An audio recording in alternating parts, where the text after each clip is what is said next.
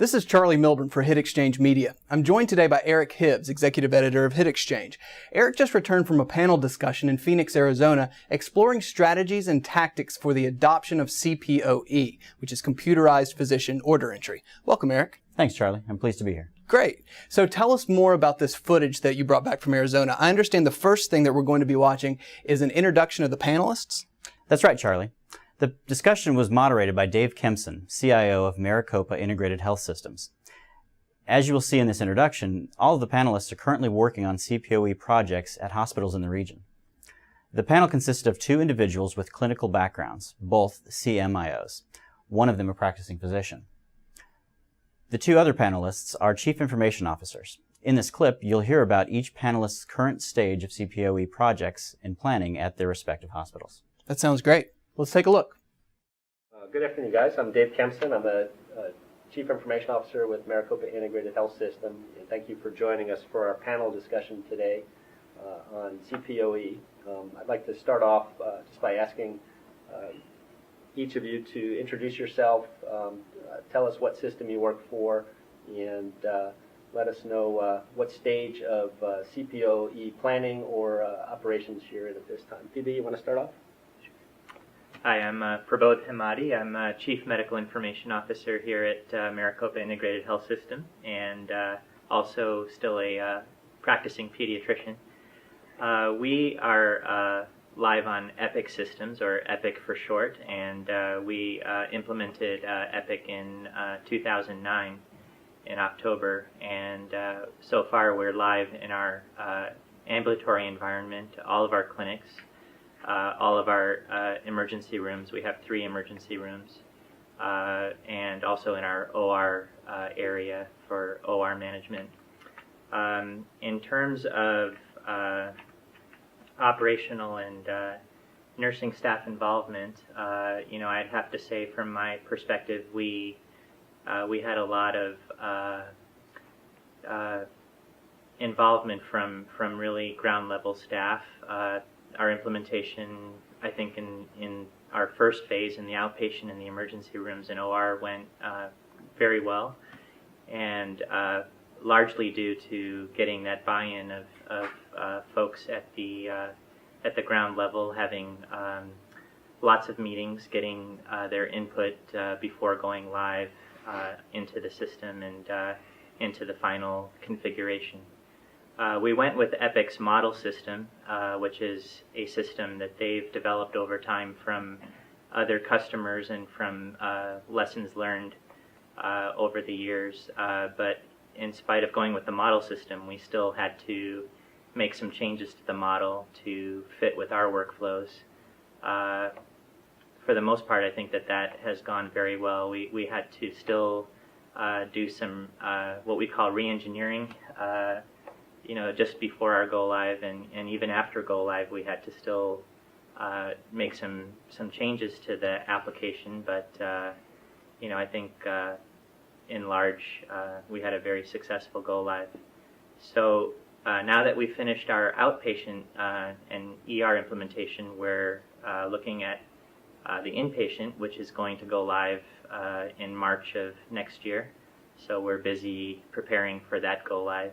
And same kind of process, holding lots of meetings with our end users and trying to get their input into the model system so that we can get it set up to make sure it fits with all our workflows. And in terms of order set development, that's actually a really interesting area that I'm sure we'll talk more about, but we're already live on computerized order entry by providers in our outpatient environment.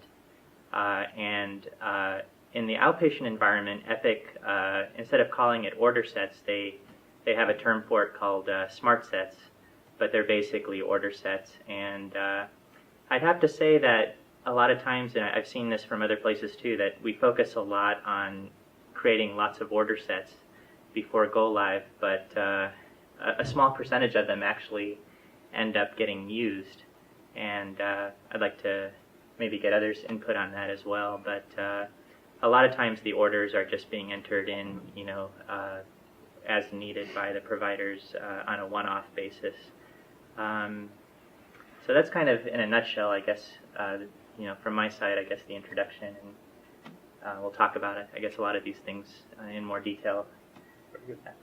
Robert. I'm Robert Sluppin, and I'm CIO for John C. Lincoln Health Network in Phoenix, Arizona. We have 2 hospitals serving Phoenix market with presence in north and central parts of the market in a physician network. We're currently, and have been for some years, running the Meditech Magic system.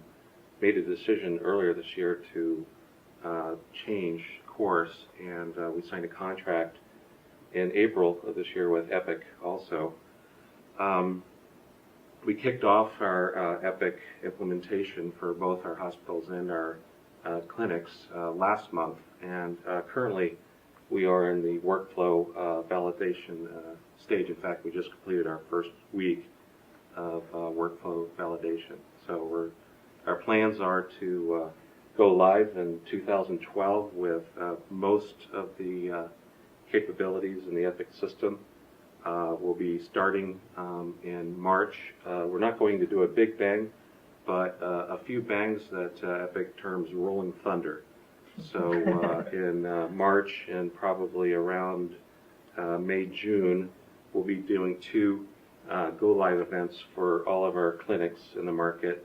And then probably we're targeting August of 2012 for both hospitals to go live in one big bang.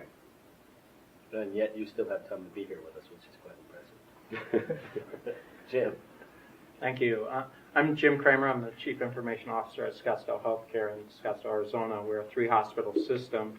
Our newest hospital is about 3.5 years old. Our smallest facility, 64 beds. Our Shea Hospital is about 28 years old, and it's 450 beds. And our Osborne campus, the original campus, will be celebrating our 50th anniversary next year. It's a 350 bed facility. We're primarily the McKesson Clinicals for our inpatient setting, and we're in a process of doing our build for CPOE as well as physician documentation. We've had nursing documentation for a fair number of years and have medication administration with scan rates of over 92% bedside, confirmed unit dose meds barcoded. We do have some experience with CPOE in the ED. We went live with the Pisces system in the summer of 2010 at our 3 emergency departments. So our physicians there are doing both documentation as well as CPOE with the Pisces system. Thanks, Jim. Vinay.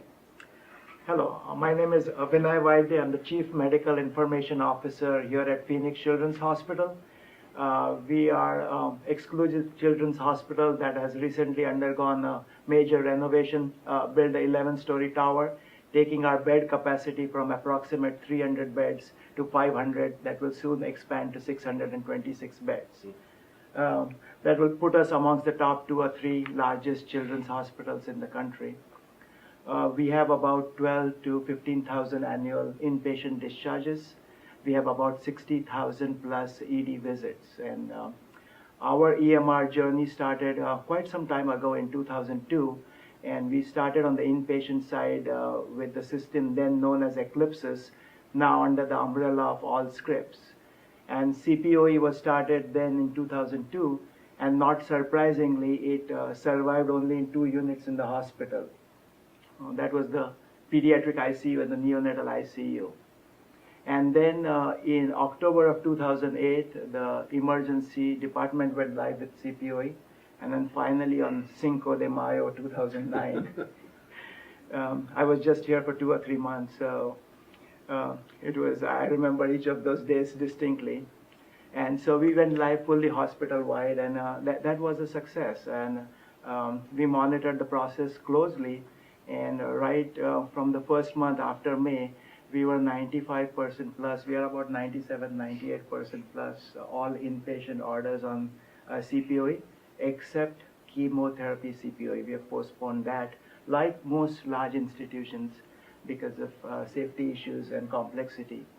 On the inpatient side, are the only major aspect of the EMR that is still to be completed is the inpatient physician documentation. On the ED, the documentation is complete. Our nursing systems for the last 2 to 3 years have been completely electronic. So the nursing charting, nursing documentation, and electronic medication administration, that's fully electronic. We have yet to undergo what Jim said about barcoding. So that's another major initiative that's still pending. And on the ambulatory side, we are still in our infancy. So at the end of this year, we will be evaluating and looking at systems for our ambulatory side. How many ambulatory practices or physicians? We have about 175 employed physicians with about 40 pediatric, including general pediatrics, about 42 pediatric subspecialties. Okay.